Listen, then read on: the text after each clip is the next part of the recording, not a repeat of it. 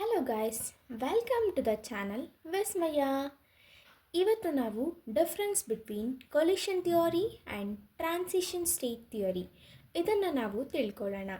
ನಾವೇನಾದರೂ BSc 5th ಸೆಮಿಸ್ಟರಲ್ಲಿ study ಮಾಡ್ತಾ ಇದ್ದರೆ ಕೆಮಿಕಲ್ ಡೈನಾಮಿಕ್ಸ್ ಅನ್ನುವಂಥ ಒಂದು ಪಾರ್ಟ್ ಇದೆ. ಅದರಲ್ಲಿ collision theory and transition state theory ಇವೆರಡರ ನಡುವಿನ ಡಿಫ್ರೆನ್ಸನ್ನು ಕೇಳ್ತಾರೆ. ಮೇ ಬಿ ಇದು ಒಂದು 2 to 4 ಮಾರ್ಕ್ಸ್ ಕೇಳ್ಬೋದೇನೋ. ಸೊ ಇವತ್ತು ಸಿಂಪಲ್ಲಾಗಿ ಯಾವ ಥರ ಈ collision theory and transition state theory ಏನು ಹೇಳುತ್ತೆ ಅನ್ನೋದನ್ನ ನಾವು ಅರ್ಥ ಮಾಡ್ಕೊಳ್ಳೋಣ. ಸೊ ನಾವು ಒಂದು ಫಸ್ಟ್ ಡಿಫ್ರೆನ್ಸನ್ನು ನೋಡ್ಬೋದು. According to this theory, the chemical reaction occur only when the molecules collide with the sufficient amount of kinetic energy. ಅರ್ಥ ಆಯ್ತಾ? ಏನಪ್ಪ ಹೇಳುತ್ತೆ ಅಂದರೆ, ಏನು ಒಂದು ಕೆಮಿಕಲ್ ರಿಯಾಕ್ಷನ್ ಆಗಬೇಕು ಅಂದರೆ ಈ ಒಂದು ರಿಯಾಕ್ಟೆಂಟ್ ಇರುತ್ತೆ, ಇವುಗಳನ್ನು ನಾವು ರಿಯಾಕ್ಟೆಂಟ್ ಮಾಲಿಕ್ಯೂಲ್ಸ್ ಅಂತ ಡಿನೋಟ್ ಮಾಡೋಣ. ಸೊ ಈ ರಿಯಾಕ್ಟೆಂಟ್ ಮಾಲಿಕ್ಯೂಲ್ಸು, ಇದನ್ನು ನಾನು ದೊಡ್ಡದಾಗಿ ಇಲ್ಲಿ ಬರಿತೀನಿ.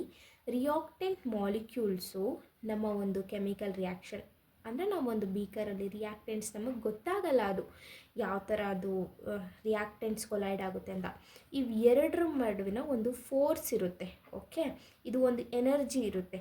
ಈ ಮಾಲಿಕ್ಯೂಲು ಹಾಗೆ ಈ ಮಾಲಿಕ್ಯೂಲು ಒಂದು ಸಫಿಷಿಯಂಟ್ ಅಮೌಂಟ್ ಆಫ್ ಎನರ್ಜಿಯಿಂದ ಅದು ಯಾವಾಗ ಅದು ಕೊಲೈಡ್ ಆಗಬೇಕು, ಕೊಲೈಡ್ ಅಥವಾ ಏನಂತಾರೆ ನಾವು ಕನ್ನಡದಲ್ಲಿ ಡಿಕ್ಕಿ ಹೊಡೆದಾಗ, ಓಕೆ, ಕೊಲೈಡ್ ಆದರೆ ಮಾತ್ರ ನಮಗೆ ರಿಸಲ್ಟ್ ಏನಾಗುತ್ತಪ್ಪ ಅಂದರೆ ಪ್ರಾಡಕ್ಟ್ ಫಾರ್ಮ್ ಆಗುತ್ತೆ. ಪ್ರಾಡಕ್ಟ್ ಫಾರ್ಮ್ ಅಂದರೆ ಏನು? It is reactants gets converted into product. ಇದನ್ನು ನಾವು ಏನಂತ ಕರಿತೀರಿ ಮಕ್ಕಳ? ಕೆಮಿಕಲ್ ರಿಯಾಕ್ಷನ್ ಅಂತ ಕರಿತೀವಿ. ಓಕೆನಾ? ಸೊ ಈ ಮೊದಲನೇ ಡಿಫ್ರೆನ್ಸ್ ಏನು ಹೇಳುತ್ತಪ್ಪ ಅಂದರೆ, ಕೆಮಿಕಲ್ ರಿಯಾಕ್ಷನ್ ಆಗಬೇಕು ಅಂದರೆ ಮಾಲಿಕ್ಯೂಲ್ಸ್ ಅಥವಾ ರಿಯಾಕ್ಟೆಂಟ್ಸು ಅವು ಡಿಕ್ಕಿ ಹೊಡಿಬೇಕು, collide with the sufficient amount of kinetic energy. ಈಗ ನಾವು ಲೈಕ್ ಎಕ್ಸಾಂಪಲ್ ಕೊಡೋದಾದರೆ, ನಾವು ಬಾಕ್ಸಿಂಗನ್ನು ನೋಡ್ಬೋದು. ಒಬ್ಬ ನಿಧಾನಕ್ಕೆ ಬಂದು ಇನ್ನೊಬ್ಬ ಜೋರಾಗಿ ಬಂದರೆ ಏನಾಗುತ್ತೆ? ಒಬ್ಬ ಖಂಡಿತವಾಗ್ಲೂ ಬಿದ್ದೇ ಬೀಳ್ತಾನೆ. ಇನ್ ದ ಸೇಮ್ ವೇ ಇಬ್ಬರು ಜೋರಾಗಿ ಬಂದರೆ ಏನು ಮಾಡುತ್ತೆ? ಇಬ್ಬರು ಜೋರಾಗಿ ಬಂದರೆ ಇಬ್ಬರು ಡಿಕ್ಕಿ ಹೊಡ್ಕೊಂಡು ಏನೋ ಒಂದು ಒಟ್ಟಿನಲ್ಲಿ ಗಾಯ ಆಗುತ್ತೆ. ಈ ಗಾಯ ಆಗೋದನ್ನ ನಮ್ಮ ಕೆಮಿಕಲ್ ರಿಯಾಕ್ಷನಲ್ಲಿ ಪ್ರಾಡಕ್ಟ್ ಫಾರ್ಮೇಷನ್ ಅಂತ ಹೇಳ್ಬೋದು. ಅದೇ ಥರ ನಮ್ಮ ಕೆಮಿಕಲ್ ಡೈನಾಮಿಕ್ಸಲ್ಲಿ, ಕೊಲಿಷನ್ ಥಿಯರಿಯಲ್ಲಿ ಕೈನೆಟಿಕ್ ಎನರ್ಜಿ ಅಂದರೆ ಏನು ಗೊತ್ತಲ್ಲ ನಿಮಗೆ? ಎನರ್ಜಿ ಆಫ್ ಮೂಮೆಂಟು ಅಂದರೆ ಎಷ್ಟು ಸ್ಪೀಡಾಗಿ ಬರುತ್ತೆ ಅನ್ನೋದ್ರ ಮೇಲೆ ಕೈನೆಟಿಕ್ ಎನರ್ಜಿ ಅಂತ ಕರೀತಾರೆ. ಈ ಒಂದು ಸಫಿಷಿಯೆಂಟ್ ಆಗಿರಬೇಕು ಕೈನೆಟಿಕ್ ಎನರ್ಜಿ. ಅದನ್ನು ನಾವು ಕೊಲಿಷನ್ ಥಿಯರಿದ ಫಸ್ಟ್ ಡಿಫ್ರೆನ್ಸಲ್ಲಿ ನಾವು ನೋಡ್ಬೋದು. ಏನಪ್ಪ ಅಂದರೆ, ಫಸ್ಟ್ ಡಿಫ್ರೆನ್ಸ್ ಏನು? ಒಂದು ರಿಯಾಕ್ಷನ್ ಆಗಬೇಕು ಅಂದರೆ ಎರಡು ಮಾಲಿಕ್ಯೂಲು ಸೇಮ್ ಸ್ಪೀಡ್ ಅನ್ನೋದಕ್ಕಿಂತ ಒಂದು ಸಫಿಷಿಯೆಂಟ್ ಅಮೌಂಟ್ ಆಫ್ ಎನರ್ಜಿಯಿಂದ ಅವು ಬಂದು ಡಿಕ್ಕಿ ಹೊಡಿಬೇಕು. ಓಕೆನಾ? ಆವಾಗ ಏನಾಗುತ್ತೆ? ನಮಗೆ ಪ್ರಾಡಕ್ಟ್ ಫಾರ್ಮ್ ಆಗುತ್ತೆ. ಮೇ ಬಿ ನಿಮಗೆ activated complex R transition state ಅಂದರೆ ಇದು ಹೊಸದಾಗಿ ಅನಿಸ್ಬೋದು. ಆ್ಯಕ್ಟಿವೇಟೆಡ್ ಕಾಂಪ್ಲೆಕ್ಸ್ ಅಥವಾ ಟ್ರಾನ್ಸಿಷನ್ ಸ್ಟೇಟ್ ಅಂದರೆ ಏನು ಅಂತ ಹೇಳ್ತಾರೆ ಅಂತ ನಾವು ಮುಂದೆ ಕೊಲಿಷನ್ ಥಿಯರಿಲಿ ಅದರ ಡೆಫಿನೇಷನ್ನ ನೋಡ್ತಾ ಹೋಗೋಣ. ಆ್ಯಕ್ಟಿವೇಟೆಡ್ ಕಾಂಪ್ಲೆಕ್ಸ್ ಅಂದರೆ ಏನಿಲ್ಲ, ಒಂದು ರಿಯಾಕ್ಟೆಂಟ್ ಇರುತ್ತೆ, ಒಂದು ಪ್ರಾಡಕ್ಟ್ ಫಾರ್ಮ್ ಆಗುತ್ತೆ. ಅದಕ್ಕಿಂತ ಮೊದಲು ರಿಯಾಕ್ಟೆಂಟು ಹೈಯೆಸ್ಟ್ ಪೀಕ್ ಲೆವೆಲ್ ಎನರ್ಜಿಗೆ ಹೋಗಿ ಮತ್ತೆ ಪ್ರಾಡಕ್ಟ್ ಫಾರ್ಮ್ ಆಗುವಂಥದ್ದು. ಈ ಪೀಕ್ ಏನಂತಾರೆ? ಈ ಪೀಕ್ ಲೆವೆಲ್ನ ಏನಂತಾರೆ? ಟ್ರಾನ್ಸಿಷನ್ ಸ್ಟೇಟ್ ಅಂತ ಕರೀತಾರೆ ಅಥವಾ ಆ್ಯಕ್ಟಿವೇಟೆಡ್ ಕಾಂಪ್ಲೆಕ್ಸ್ ಅಂತ ಕರೀತಾರೆ. ಓಕೆನಾ? ಸೊ ನಮ್ಮ ಈ ಥಿಯರಿ ಏನು ಹೇಳುತ್ತಪ್ಪ, ಒಂದು primary cause of the reaction is activated complex ಸ್ಟೇಟಿಗೆ ಹೋದರೆ ರಿಯಾಕ್ಷನ್ ಆಗುತ್ತೆ ಅಂತ ನಮ್ಮ ಟ್ರಾನ್ಸಿಷನ್ ಸ್ಟೇಟ್ ಥಿಯರಿ ಹೇಳುತ್ತೆ. ಅಂದರೆ ಏನು? ಟ್ರಾನ್ಸಿಷನ್ ಸ್ಟೇಟ್ ಥಿಯರಿ ಏನು ಹೇಳುತ್ತೆ? ಟ್ರಾನ್ಸಿಷನ್ ಸ್ಟೇಟಿಗೆ ಹೋದರೆ ಮಾತ್ರ ರಿಯಾಕ್ಟೆಂಟ್ಸು ಅದೇನಾಗುತ್ತೆ? ರಿಯಾಕ್ಷನ್ ಆಗುತ್ತೆ, ಕೆಮಿಕಲ್ ರಿಯಾಕ್ಷನ್ಸು. ನಾವು ನಾರ್ಮಲ್ಲಾಗಿ ಒಂದು ಕೆಮಿಕಲ್ ರಿಯಾಕ್ಷನ್ ಅಂದರೆ ಏನು? ನಮ್ಮ ಕೆಮಿಸ್ಟ್ರಿ ಲ್ಯಾಬಲ್ಲೆಲ್ಲ ನೋಡಿರೋ ಹಾಗೆ ಏನೋ ಒಂದು ಬೀಕರ್ಗೆ ಏನೋ ಒಂದು ಹಾಕ್ತೀರಿ ಅಥವಾ ಹೀಟ್ ಮಾಡ್ತೀರಿ ಅಥವಾ ಏನೋ ಒಂದು ಲೈಕ್ ಕೋಎಫಿಷಿಯಂಟ್ ಹಾಕ್ತೀರಿ ಅಥವಾ ಏನೋ ಒಂದಷ್ಟು ಅಡಿಷನ್ ಸಪ್ಲಿಮೆಂಟ್ಸನ್ನು ಹಾಕ್ತೀರಿ. ಆವಾಗ ಏನಾಗುತ್ತೆ? ಕೆಮಿಕಲ್ ರಿಯಾಕ್ಷನ್ ನಮಗೆ ಒಳಗೆ ಏನಾಗುತ್ತೆ? ಏನೂ ಗೊತ್ತಾಗಲ್ಲ. ಕೆಲವೊಂದು ನಮಗೆ ಸಿಂಬಲ್ಸ್ ತೋರಿಸ್ಬೋದು ಅಥವಾ ಸಿಗ್ನಲ್ ತೋರಿಸ್ಬೋದು. ಏನೋ ಒಂದು ಬಬಲ್ ಫಾರ್ಮೇಷನ್ ಆಗಿರ್ಬೋದು ಅಥವಾ ಬ್ರಿಸ್ಕ್ ಎಫರ್ಬೇಸೆನ್ಸು, ಕಲರ್ ಚೇಂಜಿಂಗು, ಇದೆಲ್ಲ ಕೂಡ ನಮಗೆ ಇಂಡಿಕೇಟೆಡ್ ಸೈನ್ಸ್ ಆಗಿ ನಾವು ನೋಡಬಹುದು ಅಲ್ವಾ. ನಾವು ಕೆಟಾಲಿಸ್ಟನ್ನು ಹಾಕ್ತೀರಿ, ಬಟ್ ನಮ್ಗೆ ಹಾಕಿದ ತಕ್ಷಣ ರಿಯಾಕ್ಷನ್ ಏನಾಗುತ್ತೆ ಒಳಗಡೆ ದಟ್ ವಿ ಡೋಂಟ್ ನೋ ಅಲ್ವಾ. ಬಟ್ ಏನಾಗುತ್ತೆ ನಮ್ಮ ರಿಯಾಕ್ಷನ್ ಒಳಗಡೆ ಅಂತ ನಮ್ಮ ಕೊಲಿಷನ್ ಥಿಯರಿಯಲ್ಲಿ ಏನು ಹೇಳ್ತಾರೆ, ಅದು ಏನಪ್ಪ, ಮಾಲಿಕ್ಯೂಲ್ಸು ಸಫಿಷಿಯಂಟ್ ಅಮೌಂಟ್ ಆಫ್ ಎನರ್ಜಿಯಿಂದ ಡಿಕ್ಕಿ ಹೊಡೆದಾಗ ನಮಗೆ ಕೆಮಿಕಲ್ ರಿಯಾಕ್ಷನ್ ಆಗುತ್ತೆ. ಇನ್ನೊಂದು ಟ್ರಾನ್ಸಿಷನ್ ಸ್ಟೇಟ್ ಥಿಯರಿಲಿ ಏನು ಹೇಳ್ತಾರಪ್ಪ ಅಂದರೆ, ಒಂದು ರಿಯಾಕ್ಟೆಂಟ್ ಮಾಲಿಕ್ಯೂಲು ಪೀಕ್ ಲೆವೆಲ್ಗೆ ಹೋಗಿ, ಅಂದರೆ ಟ್ರಾನ್ಸಿಷನ್ ಸ್ಟೇಟ್ಗೆ ಹೋಗಿ ಬಂದ ಮೇಲೆ ಅದು ಇರುವಂಥ ಸ್ಥಿತಿನೇ ನಾವು ಪ್ರಾಡಕ್ಟ್ ಫಾರ್ಮೇಷನ್ ಅಂತ ಕರಿತೀರಿ ಅಂತ ನಮ್ಮ ಟ್ರಾನ್ಸಿಷನ್ ಸ್ಟೇಟ್ ಥಿಯರಿಲಿ ಹೇಳ್ತಾರೆ. ಓಕೆನಾ, ಇದು ಓಕೆ, ಇದು ಓಕೆ, ಇದೇನಿಲ್ಲ, ಸಿಂಪಲ್ಲು. ಇದೇನು ಹೇಳುತ್ತೆ, first sufficient amount of energy, ಇದು ಆಕ್ಟಿವೇಟೆಡ್ ಕಾಂಪ್ಲೆಕ್ಸ್ ಬಗ್ಗೆ ಹೇಳುತ್ತೆ. ಆ್ಯಂಡ್ ನೆಕ್ಸ್ಟ್ ಡಿಫ್ರೆನ್ಸ್ ಏನಪ್ಪ ಅಂದರೆ, it is based upon the kinetic theory of gases.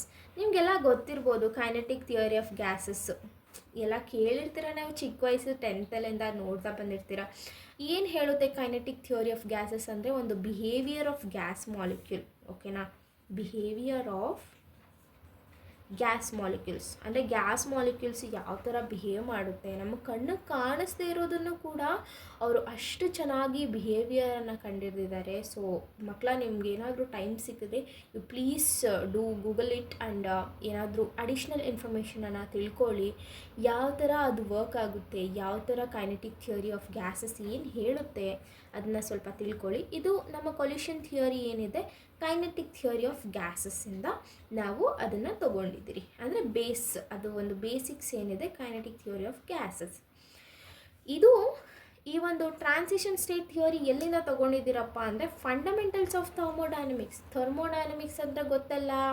Thermodynamics ಅಂದರೆ ಏನಪ್ಪ, ನಾವು ಸ್ಟಡಿ ಮಾಡ್ತೀರಿ, ಹೀಟ್ ಆಗಿರ್ಬೋದು, ವರ್ಕ್ ಡನ್ ಆಗಿರ್ಬೋದು, ಅಥವಾ ಎನರ್ಜಿ ಆಗಿರ್ಬೋದು, ಅಥವಾ ಇನ್ನೇನಿರುತ್ತೆ ಲೈಕ್ ಎಲ್ಲ ಕೂಡ ಟೆಂಪ್ರೇಚರ್ ಆಗಿರ್ಬೋದು. Temperature and heat are nothing but they are both are same.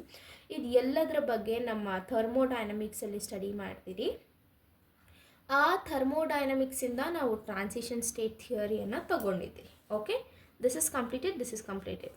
Okay, and next ಇದು, this theory considers the activation energy as the minimum energy required to make the collision effective. ನಾವು ಫಸ್ಟಲ್ಲಿ ಏನು ಓದಿದ್ರಪ್ಪ ಅದೇ ಇದೆ, but ಫಸ್ಟಲ್ಲಿ minimum energy ಇರಬೇಕು ಅಂತಿತ್ತು, ಇಲ್ಲಿ minimum energy ಅಂದರೆ activation energy ಅಂತಲೇ ಹೇಳುತ್ತೆ. ಏನಪ್ಪ ಕೊಲ್ಯೂಷನ್ ಥಿಯರಿ ಅಥವಾ ಒಂದು ಆಕ್ಟಿವೇಶನ್ ಎನರ್ಜಿ ಅಂದರೆ ಏನು ಅಂದರೆ, ಮಿನಿಮಮ್ ಎನರ್ಜಿ ಏನಿರುತ್ತಲ್ಲ ಆ ಒಂದು ಮಾಲಿಕ್ಯೂಲ್ಸ್ದು required to make a collision effective. Activation energy ಅಂದರೆ ಏನು, ಒಂದು ಮಿನಿಮಮ್ ಎನರ್ಜಿ, ಅದು ರಿಯಾಕ್ಷನ್ ಆಗೋದಕ್ಕೆ ಎಷ್ಟು ಮಿನಿಮಮ್ ಎನರ್ಜಿನೋ ಅದನ್ನು ನಾವು ಆಕ್ಟಿವೇಶನ್ ಎನರ್ಜಿ ಅಂತ ನಾವು ಇದರಲ್ಲಿ ತಗೋತಿದ್ದಾರೆ. ಓಕೆನಾ, ಮೇನ್ ಏನು ಹೇಳಿತ್ತು ಅದನ್ನೇ ಸ್ವಲ್ಪ ಏನೋ ಒಂಚೂರು ಮಾಡಿಫೈ ಮಾಡಿ ಡೆಫಿನೇಷನ್ ಥರ ಹೇಳಿದ್ದಾರೆ ಅಷ್ಟೆ. ಆ್ಯಂಡ್ ನೆಕ್ಸ್ಟ್ ಬಂತು ಅಂದರೆ,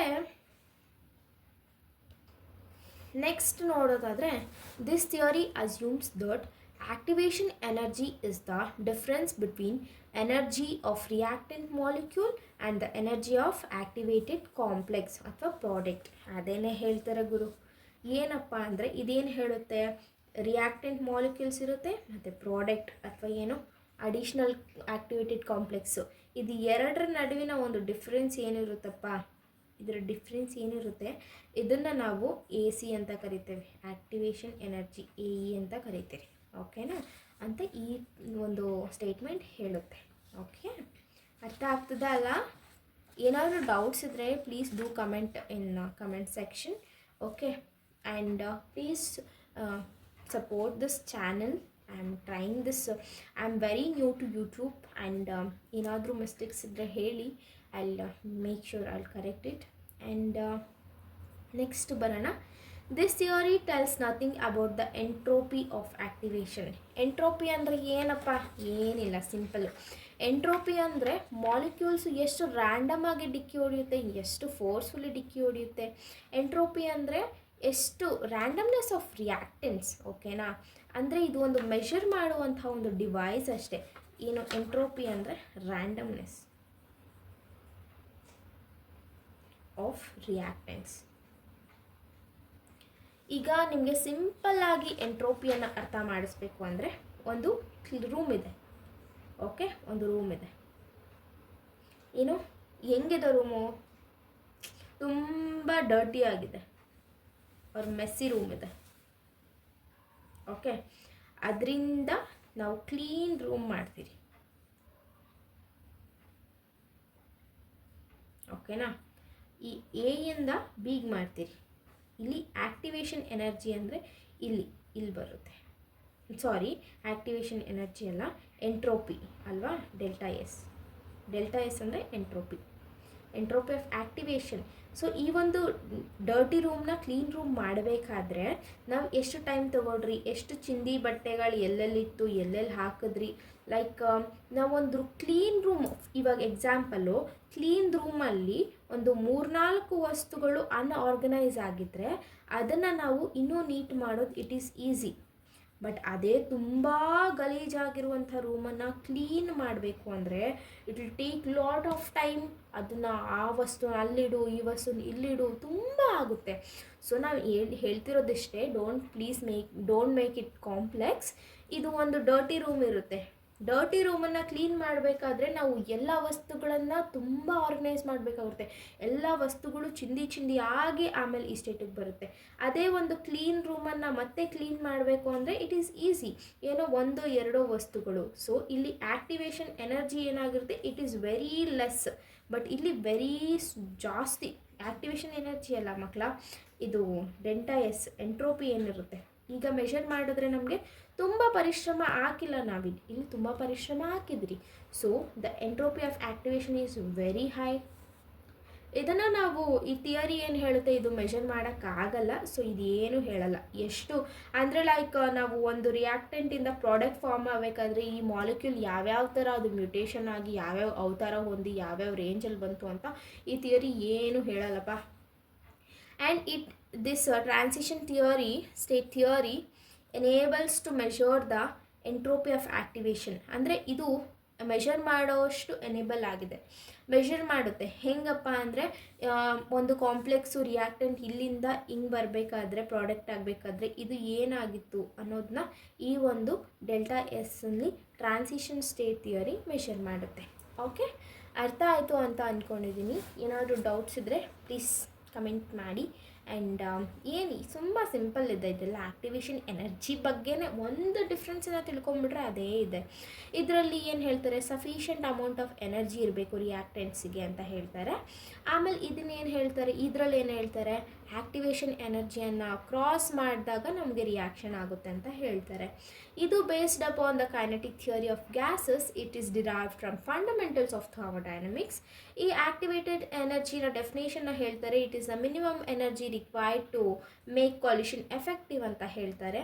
ಇಲ್ಲಿ activation energy is the difference between the reactant molecule energy and the activated complex or product ಅಂತ ಹೇಳ್ತಾರೆ. ಆ್ಯಂಡ್ ಈ ಕೊಲ್ಯೂಷನ್ ಥಿಯರಿಯಲ್ಲಿ ಎಂಟ್ರೋಪಿ ಆಫ್ ಆ್ಯಕ್ಟಿವೇಶನ್ನ ಮೆಷರ್ ಮಾಡೋಕ್ಕಾಗಲ್ಲ. And here we can measure the entropy of activation. So ಇಷ್ಟೇ ಮಕ್ಕಳ, please ಚೆನ್ನಾಗಿ ಓದ್ಕೊಳ್ಳಿ. ತುಂಬ ಲ್ಯಾಗ್ ಆಯಿತು ಅನಿಸಿದ್ರೆ ನಾನು ಮತ್ತೆ ನೆಕ್ಸ್ಟು ತುಂಬ ಶಾರ್ಟಾಗಿ ಹೇಳೋಕ್ಕೆ ಟ್ರೈ ಮಾಡ್ತೀನಿ. ಇದನ್ನು ನಾನು ಶಾರ್ಟ್ಸಲ್ಲೂ ಹಾಕಿರ್ತೀನಿ. ಏನಾದರೂ ಡೌಟ್ಸ್ ಇದ್ದರೆ ಪ್ಲೀಸ್ ಚೆನ್ನಾಗಿ ನೋಡ್ಕೊಳ್ಳಿ. Okay, thank you so much for watching. Thank you. And do subscribe to my YouTube channel. Have a good day.